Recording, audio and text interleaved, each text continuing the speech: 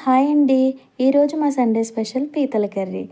పెద్దనాన్న, పెద్దమ్మ వచ్చారని నాన్న అయితే పీతలు తీసుకొనొచ్చారు.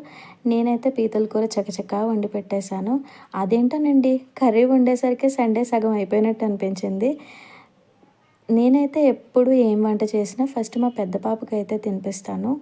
తను మంచిగా టేస్ట్‌లన్నీ చూసి చెప్తుంది. బావుందమ్మా, బాలేదమ్మా అని చెప్పి. అదేంటో కానీ సోమవారం నుంచి శనివారం వరకు ఒక సంవత్సరం గడిచినట్టు అనిపిస్తే, సండే మాత్రం ఒక గంటలో అయిపోతున్నట్టు అనిపిస్తుంది. నాలా ఎంతమందికి అనిపించుంటుంది? పాపకి తినిపించాక చాలా బావుందని చెప్పింది.